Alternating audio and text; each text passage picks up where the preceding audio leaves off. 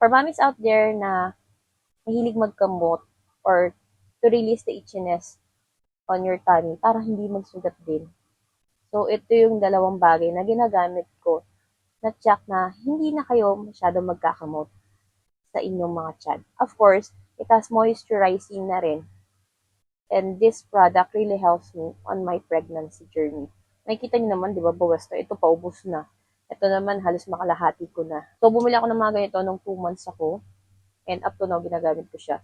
So, after maligo, pagkagising ko, and before ako matulog, nilalagay ko itong mga product na to. It's either ito or ito. So, as you can see, medyo malaki na yung tummy ko. And wala pa namang visible stretch mark. Pero kung sakaling magkaroon pa naman, is normal naman din yun dahil nai-stretch ang ating skin.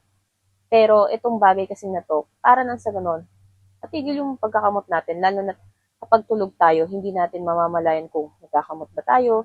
So, syempre, ang iniiwasan ko, lalo na pregi ako, is masugatan yung bandang tiyan ko. So, gugupit din ako ng kuko and ilalagay ko to. So, para hindi siya makate.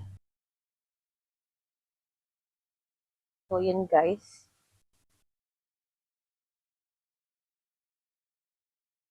So, ito kaya din to madaling maubos. Kasi pag nagpapalagay ako ng oil sa aking asawa, ito yung pinipili niyang ilagay, which is spray na kasi.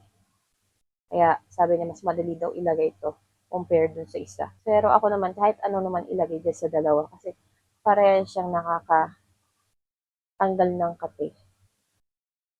So, tingnan niyo naman ang aking tummy. Diba? Nung nagpa-ultrasound ako, sabi sa akin ng OB, ang kinis ko daw magbuntis. Siyempre, di pa naman tapos yung pregnancy journey natin.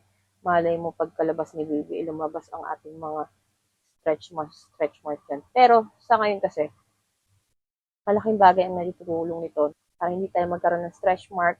Kumbaga, para hindi tayo magkamot at hindi tayo makasugat. So, for those mommies out there na gusto ng ganitong item, so you can visit my basket. So, it's either isa sa dalawa niyan or itong dalawa ang bilhin ninyo.